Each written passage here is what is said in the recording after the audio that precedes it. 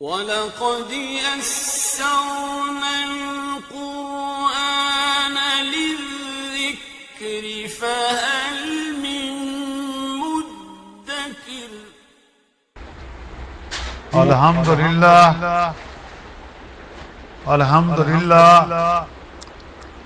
وَكَفَى وَسَلَامٌ عَلَى عِبَادِهِ الَّذِينَ اصْطَفَىٰ أَمَّا بَعْدُ فَأَعُوذُ بِاللَّهِ مِنَ الشَّيْطَانِ الرَّجِيمِ بسم اللہ الرحمن الرحیم وَلَقَدْ وَصَّلْنَا لَهُمُ الْقَوْلَ لَعَلَّهُمْ يَتَذَكَّرُونَ الَّذِينَ آتَيْنَاهُمُ الْكِتَابَ مِنْ قَبْلِهِ هُمْ بِهِ يُؤْمِنُونَ اور ہم نے اس کلام یعنی قرآن مجید کو ان لوگوں کے لیے وقتاً فوقتاً یک کے بعد دیگرے بھیجا تاکہ یہ لوگ نصیحت مانیں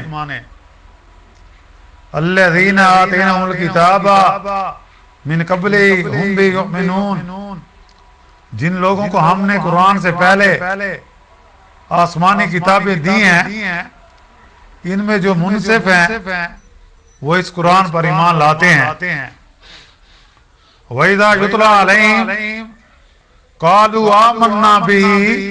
إِنَّهُ الْحَقُّ مِن رَّبِّنَا إِنَّا كُنَّا مِن قَبْلِهِ مُسْلِمِينَ اور جب قرآن ان کے سامنے پڑھا جاتا ہے تو کہتے ہیں کہ ہم اس پر ایمان لائے بے شک یہ حق ہے ہمارے رب کی طرف سے نازل ہوا ہے اور ہم تو اس کے آنے سے پہلے بھی مانتے تھے سبحان ربک رب العزت عما یصفون وسلام علی المرسلین والحمد للہ رب العالمین اللہم صلی علی سیدنا محمد وعلی آلہ وصحابہ وسلم پارہ 20واں سورۃ القصص کی آیات مبارکہ 51 52 اور 53 کی تلاوت کی گئی ہے اور ساتھ ترجمہ بھی کیا گیا ہے جیسا کہ گزشتہ آیات میں کفار مکہ کا ایک الزام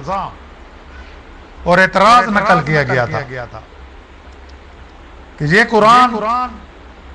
مثل موسیٰ علیہ السلام کی کتاب تورات کے یک بارگی پورے کا پورا کیوں نازل نہیں ہوا تو اس کا ایک الزامی جواب تو وہاں بیان ہو چکا ہے اب ایک دوسرا تحقیقی جواب ان آیات میں دیا جاتا ہے کہ جس میں قرآن کے دفعتاً پورے کا پورا نازل نہ ہونے کی حکمت بیان کی گئی ہے اور بتلایا گیا کہ اس کلام یعنی قرآن مجید کو تدریجاً بتدریج ایک آیات کے پیچھے دوسری آیات کو نازل کیا تاکہ بار بار یہ تازہ بتازہ سننے سے غور کرنے اور سمجھنے کا کافی موقع ملے اور یاد رکھنے میں بھی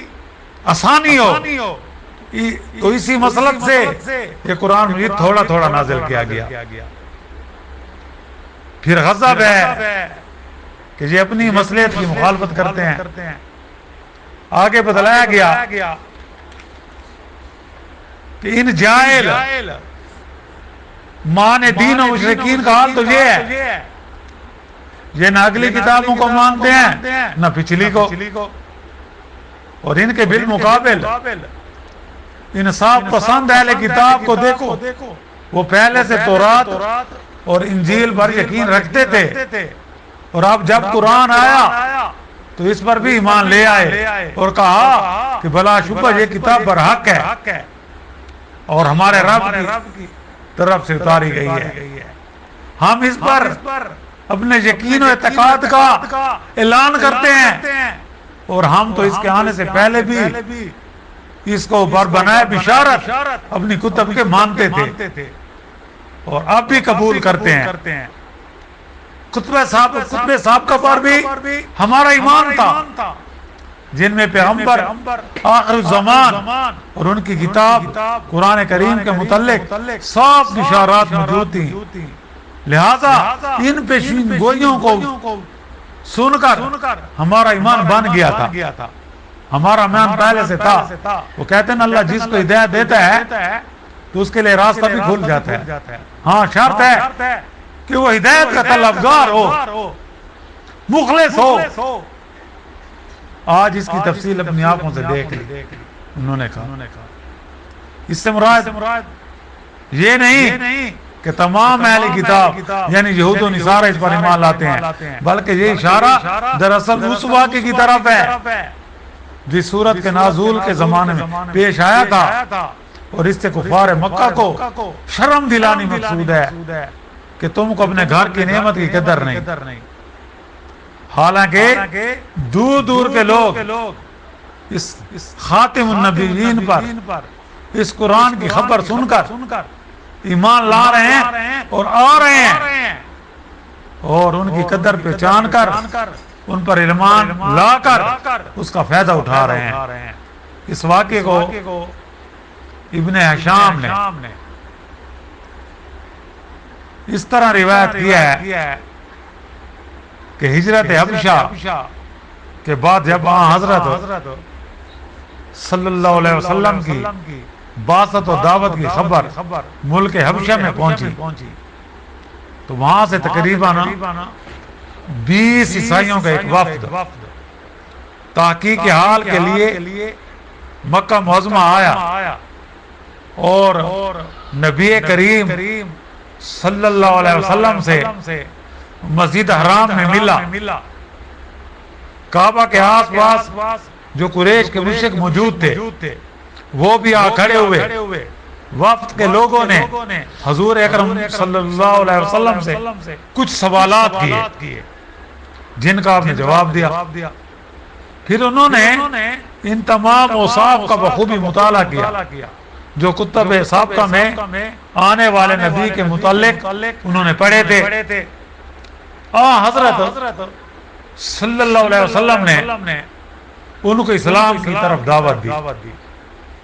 پھر جو کچھ قرآن کریم کو پڑھ کر سنایا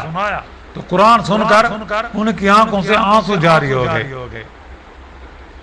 7ویں سپارے میں بھی ایسے ہے شروع میں وَإِذَا سَمِعُوا مَا أُنزِلَ الرَّسُولِ تَرَىٰ أَعْيُنُهُمْ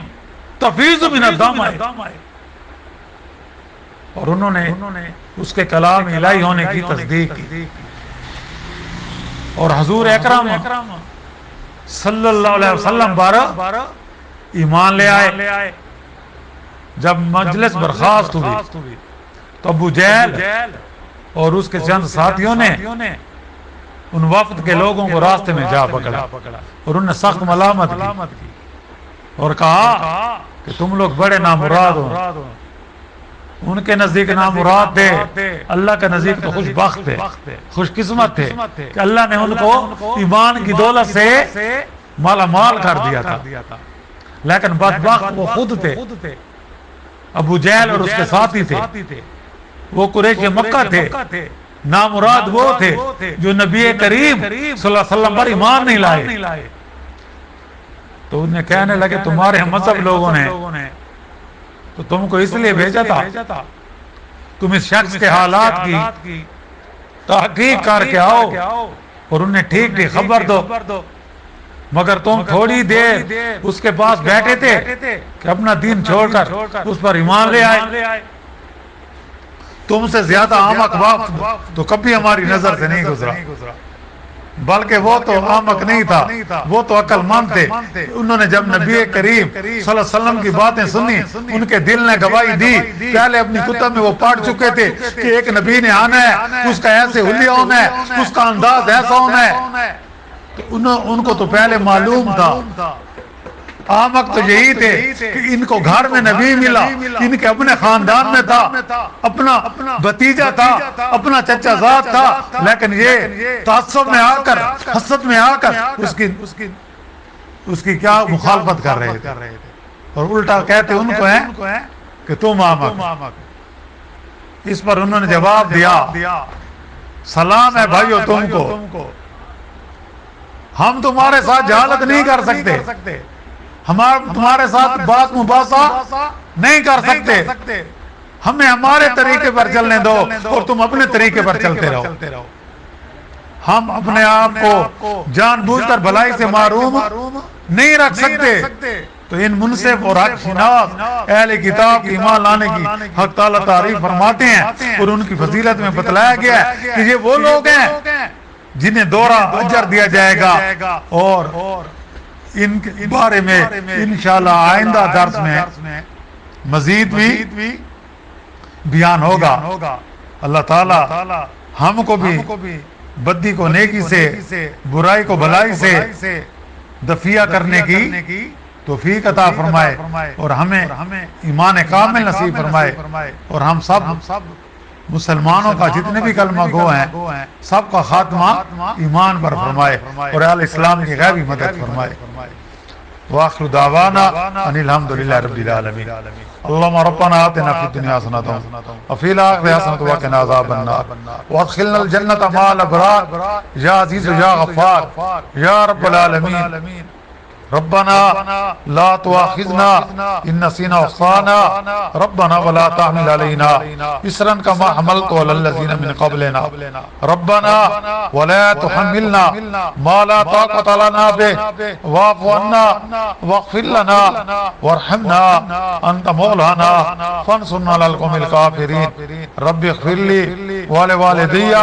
وللمؤمنين والمؤمنات والمسلمين والمسلمات الاحياء منهم والاموات۔ یا اللہ تو جب تک ہمیں زندہ رکھ ہمیں نیک عمال کرنے کی توفیق عطا فرما۔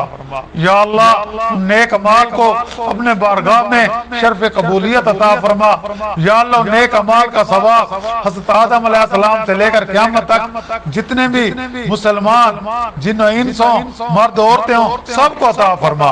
ربنا تقبل منا انک انت السمیع العلیم وتب علینا انک انت التواب الرحیم۔ صلی اللہ تعالی خیر خلق محمد وآلہ وصحبہ اجمعین برحمتک یا ارحم الراحمین۔